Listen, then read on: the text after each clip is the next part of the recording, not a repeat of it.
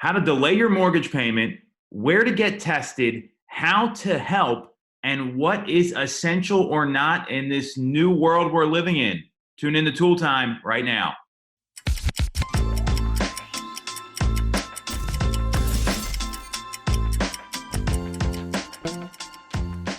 Welcome back to Toole Time Remote episode number 2. We got Jess Lion here. Jess, Hi. how you doing? How you making out? Fantastic. How are you? Hanging in there like everybody else, just doing our thing. So nose to the grindstone, right? So we're back on Toole Time, a little different approach, same sort of stuff we're going to be talking about. So Jess, I know you did a lot of research on, there's this question of like how to help right now, because I think we're past like, hey, I need some stuff dropped off, that sort of thing, unless someone really can't leave their house. So you did a little research on what people are looking for and how to help locally in the greater Philadelphia area. So why don't you start there and just kind of share some of this stuff with everyone watching? Yeah, I've been seeing a lot on social media. People, I mean, you're in your house and you feel, sometimes you can feel a little bit helpless, and you do want to help your community in any way you can. And I was reading a few articles, and apparently there is a shortage of essential items right now for our healthcare professionals. So doctors have been asked to reuse their masks, put them in paper bags in between their shifts. If they don't have any, they're being asked to use scarves, or they're being asked to use bandanas or things like that. Yeah. So they really do need supplies. So if you are able to help, they are asking for donations, and different hospitals are asking for different things. You can go to the hospital website and see their list. Most of them will have it, but some of the items are hand sanitizers, gloves. If anybody has the N95 respirator masks, they really, really need those. And they all have different procedures on how to drop them off. So if you are able and willing to help, you can go to pretty much any of their websites and see how you can do so. Love that. So, I mean, it seems like N95 masks are the big thing people are looking for right now. And, you know, a doctor wearing a bandana, I mean, this isn't like a Wild West holdup here. Like, that's pretty crazy. So It's crazy. So if you can help, they would love and appreciate that. So if you're hoarding stuff, this is a great time to donate it, is what I'm going to say here, because there's a lot of people that are overbuying and overpurchasing and going a little crazy. If you're not leaving your house, you probably don't need a mask. So I'm all for that. Love that share. You also did some research about how to get tested right now if you think you have the virus. So I wanted to share a little bit about that so everyone watching can kind of get in tune there. Yeah. So, I mean, of course, that's the question that's going through a lot of people's minds right now is, do I have it? Am I showing symptoms? Things like that. Right now, testing is only for people who are showing symptoms. And some of the symptoms include a high fever that won't break, the cough, the trouble breathing, and there are others that I don't even know about. But Sure, right yeah. now, they have the drive-up testing tents. I know Penn Medicine is doing them. Mainline Health is doing them. They have certain locations. Penn Medicine has one in West Philly and in Radnor. But you can't just drive up. First, you need to call one of the hotline numbers. And maybe we can add you can go on any of their websites and find the hotline number. Maybe we can add a link. Google it would be the answer. We're not going to post anything. Just Google where to get tested. Google it. This is important to know. Keep going. But I had to actually go through this for a member of my family who was showing some symptoms, have not been in contact, obviously self-isolating. But you're not just going to be able to drive up. You have to call the hotline, and they're going to ask you about your symptoms. They're going to direct you to your primary physician, and they are going to have to approve you to be able to go to the drive-up testing. If you do not have a primary care physician, if you don't have insurance, they will put you in touch with one of the physicians that they have. It may cost you, I think they said $40 or so. But before you even go up to the drive-through testing, they're going to do a virtual assessment of you. You're going to be pretty much on a FaceTime with a doctor, and they're going to be going over what symptoms you have and see if you even need to be tested. And then they will approve you to come through. That way you don't have this like massive line and things like that. They aren't accepting walk-ups really. But if you do think that you have some of the symptoms, the fever, the dry cough, the pain in your chest, definitely give them a call and talk about it. You'll be able to talk with a physician. Okay, awesome. So what I'm hearing is there's some ways to get tested and like a time you would want to get tested and some symptoms you need to look for, which is really great. That's a big question right now. I don't think people are really clear on that. So we covered how to help. We covered where to get tested. So that covers like the health part of this. Yeah. So now there's like the economic ramifications, right? Like there's all this stuff going on about I can't work. How am I going to pay my mortgage? So there are a lot of allowances for delayed mortgage payments here. You got to call your lender first and foremost. So I want to be super clear about that. You got to call the lender. And what they're doing here, what a mortgage forbearance is they're delaying the mortgage payment for you.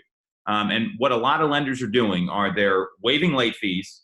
They are stopping eviction and foreclosure until at least May 17th.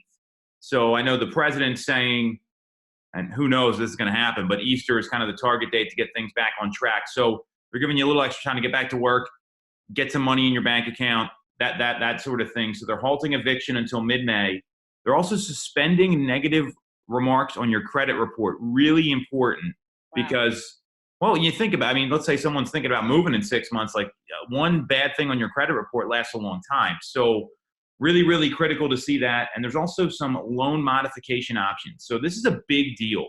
And it's part of what Congress finally passed when they got their act together this week. So at least these old guys were able to figure it out. And really, really important. You got to call your lender, though, because every lender is going to be different. You've got to get in touch with them. That's going to be super critical. Absolutely. So Do you know if that has to do with renting as well? that's where you need to talk to your landlord. What I can tell you, what I've heard and what landlords are doing is they're working with you. And that's a really good point. I mean, I can only speak to what I've seen from us doing business every day. Is that a lot of the landlords out there, they're working on payment plans. They're cutting people some slack. Because a lot of people are renting. I mean, they might be in a job where they're like a bartender or a waiter, or they're living paycheck to paycheck. I mean, that's just how it is sometimes. No judgment, just facts. And because of that, you're not working for a week or two.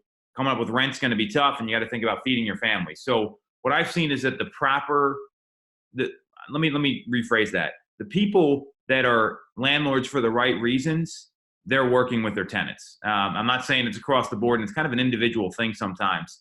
So I would contact your landlord. And the message here is call your lender or call your landlord is what you got to be doing right now. So Sorry to cut you go off. ahead. No, go ahead. You didn't cut me off. People who are in a transaction who aren't too certain about maybe their job, who are nervous about that mortgage payment, what would you say to them? So we've talked about this internally as a team. I think the first thing you got to do is go talk to your employer and say, hey, I'm in the middle of buying a house right now. What does this mean for me? And I need to know if I'm going to be able to move ahead or not, because there's a lot of people's lives that are affected, because it's not just the person buying the home, it's also the person selling the home, right? Because they might be moving somewhere else. So there's kind of a domino effect here. And it's important to be aware of that. So I guess the PSA I have for everyone here, and then we're going to kind of get into some of the other things that are happening in the real estate world right now, is get in touch with the people that are making these decisions. Because if you're not in a community, the ostrich approach, I think we said this last week, it doesn't work. When you stick your head in the ground and hope it's going to go away, there's no solution there. So you got to get in communication with the right people. Absolutely. So big deals here in terms of delayed mortgage payments, mortgage forbearance, how to really help with the medical profession, and how to get tested. So important information. That's our kind of our first segment here locally. What's going on? We got a couple topics to talk about here, and the first one is, what do you want to do if you want to buy a home right now, or how do you go about showing properties? So what I'll lead in with is there's a lot of virtual showings going on, virtual meetings happening. First and foremost, you got to comply with what your state government is telling you. Every state is in a different situation right now, and even in Pennsylvania, it's county by county, because there's only a certain number of counties that are told to stay at home, others are not. And this is going to actually go into our next topic too, so a good segue here. So Jess, what do you think about virtual showings, virtual meetings? What have you been doing? And give us your take on that. 100% you need to be in compliance, and also the biggest concern here is your health and safety. So you have to do what you're comfortable with, and also what your client is comfortable with. But there are some people who need to make a move in May, in June. So that's essential. You can't just leave them hanging. If someone is allowing the seller to do like a virtual showing, that's always an option. If the house is vacant and I can go and show them, via FaceTime or something like that, of course, taking all the precautions that I need to with the gloves, and if I have a mask or some kind of Clorox wipe down, social distancing, saying a certain amount of feet away from a person, I'm going to do whatever I can to help the clients who need. Well, and so the thing about virtual showings, and we're not used to this because we're in a end user market, an end user market, excuse me. So people go, they want to go see it. That's how it is. What I know is this: there are vacation markets all over the country. South Jersey Shore doesn't happen as much there because that's kind of a local vacationing spot. But you talk to people down in Florida or in Aspen, Colorado, all these places, people are buying homes virtually all the time. And I'll tell you, with new construction, when that was really popular even a couple years ago, people were like looking through job sites in New York City to see what the building was going to look like, reading a floor plan, and buying a home. So this is not something that hasn't happened. It just hasn't happened in a lot of the local markets, especially up and down the Northeast and some of the, hey, we're going to live here, we're going to raise our family here sort of markets that, I mean, I know what the greater Philadelphia area is. So this is not anything new. And there's many homes where my clients have never seen the property before they bought it or before so that happens. So what I want to stress to everyone here is this is not anything new. And our technology now is so strong. There's a difference between the still photos and a seller taking their iPhone, FaceTiming you, and then, hey, flipping it around, and hey, here's what the layout looks like. Here's what happens when you walk around the corner of the kitchen. That's going to be really critical, and it's not anything that's unusual. So if someone's serious about buying a property and they know the neighborhood, this is not anything new. It's just maybe new to our market or becoming the new norm. I would say it's not something that never happens, because I have done this before when this was Yes. going on in my career. I think like my first year in the career, I had a couple moving up from Maryland who wanted to buy a house in Media, and they could not come up to see. So I shot a video, I sent them to it. We went under contract. They came up, they loved it. So it's not something that happens often, but it does happen. For sure, and I think that's a really great point. So it's becoming the new norm, and we're dealing with the climate. So virtual showings and virtual meetings. This is another one I wanted to hit on. So virtual showings, and we've got people doing this right now. I mean, they're saying, "Hey, can the seller send me a video?" Or, "Hey, can I get?" I mean, this isn't like theory. This is what's going on in the marketplace. Period. So all the more reason to have a really good photographer who can do a video for you right now if you're a real estate team. So Nick Wolf, I know you're going to be editing this. We're talking about you. Virtual meetings are another thing that have become more normal. We're filming this on Zoom right now. It's a great way to get face-to-face with people. We've been having a daily team huddle on Zoom, and I want everyone on camera is what I've been saying, just so we can kind of see each other and see the whites of our eyes. It's a lot more effective.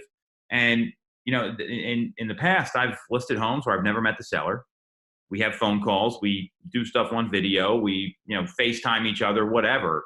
So the agent that starts embracing this technology, and this is really my point here, that's who's going to win right now. Because no time in the history of the U.S. have people stopped buying and selling real estate. 9/11, 2008, people still transact it. And I'm not saying, it's got to be the right time for you and your family first and foremost. The agent who embraces the tech and pivots appropriately here can still book meetings. You can still book strategy sessions. You can still show property. So what do you think about, the embracement of virtual meetings? So I think that agents have a story in their head where their clients aren't going to be willing to FaceTime or do something like that when that just is not true. People are FaceTiming all the time with their family and their loved ones. So it might be a shock at first, but you can accomplish everything that you need to. You have a PDF of your buyer consultation. You can send it to them. They've done this before. So you're either going to adjust or you're going to fail pretty much. I agree. I mean, I don't think there's any question here. And then the people that said, "Oh, we're not doing this, we're not doing that." Well, guess what? That's who's going to get forced out of the business during this whole thing going on. I mean, that's just the realities of the market. You've got to be able to pivot because it's not about the agent's comfort level.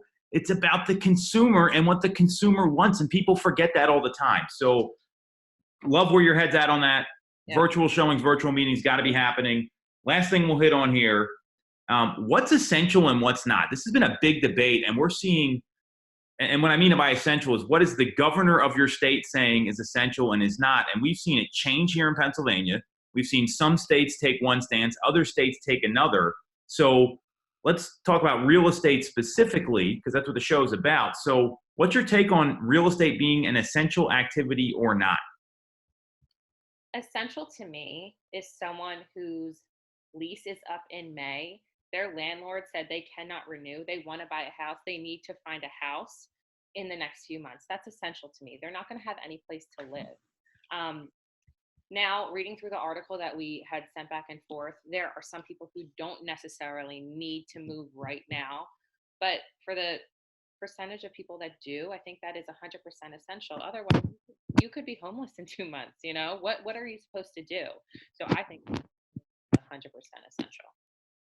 Yeah, so I mean, I'll give you some examples. So Connecticut, New Jersey have said, the governor's come out and said it's essential. Pennsylvania, we had a little rocky week here where on Friday, the governor said, hey, we're shutting everything down. Enforcement happens Saturday at 12:01 a.m., and this was last week. And then all of a sudden, people started lobbying. People had settlements scheduled, right? I mean, they're moving into a house. And think about and there's a domino effect there, because where's that seller going? What's going on there? So with some lobbying from PAR, we're very fortunate with the Pennsylvania Association of Realtors. They're very active compared to other states. They got a great RPAC, as well as Toll Brothers. So you guys have heard of Toll Brothers. They're a builder. They're based in Pennsylvania. They were like, absolutely not. We got to have these settlements happen. And to me, I don't know how you tell someone who's buying a home that that's not essential, because shelter is a basic need, period. End of story. And what's not essential is us being at the office. That's why we're on a Zoom call recording this right now. What is essential is having someone sign documents that need to be notarized, and electronic notary is a good thing that has been passed in a lot of states as well. So the point here is there are portions of the transaction that are not essential, and there's things that are essential. Anyone that's, like you said, they have to be out of their lease and they don't want to extend the lease. Well, what, that person's just now screwed because of coronavirus? They can't buy a house now? That doesn't make a lot of sense to me. And this is a great example of where you've got to get in touch with your local politicians to let them know this. There was a lot of stuff that happened on Friday, and all of a sudden we were back in business come Monday with settlements. So to me, real estate is very essential. I don't know how you can sit there and tell someone where they're buying or selling. And they might be selling for a lot of reasons. They might not be able to afford their mortgage payment anymore. They might be older and going to an assisted living facility. That's essential. Someone that can't take care of themselves, like think of the older relative that has to move out of their house they've been in for 50 years, and they can't take care of the place anymore. And now, you got all these restrictions of where you can and can't go. That to me is pretty essential. So the Brainy Broker is the blog that had this. So we'll give major credit to them. And I think her take was the only thing that's essential right now is a real estate agent's thoughtful guidance. And that's where you got to get in touch with what's going on in your state. And you got to know what's going on in your market, because not every market's in the same boat. I mean, down south, we're not seeing the same restrictions that we have right now. And even in Pennsylvania, it's county by county. So to me, this is a very essential activity. And if you don't think it's essential, talk to the person who's not going to have a house to live in a couple days or not have a place to go. To me, that's where the conversation begins and ends. I'm with you 100%. And obviously, it's like more of a case-by-case basis, in my opinion. 100%. Yeah, but there are people who 100% need to move, and we can't stop helping people. We're not going to help them. Somebody else is. I mean, that's how it works. So, I mean, if you want to stay in business, know your laws, understand everything, and then conform to them and go help somebody, because that's what people need. And give them the guidance they need, not the guidance they want. That's what I mean. And we talk about that all the time. That's the difference between a good agent and a great agent right now. You tell people what they need to hear, not what they want to hear, so they'll hire you. And now is not the time for that more than ever. No. Cool. Great stuff this week, Jess. Looking forward to actually seeing you in person soon. I know. We'll keep the data coming out. Whatever you guys need, we're here to help. Have a good week.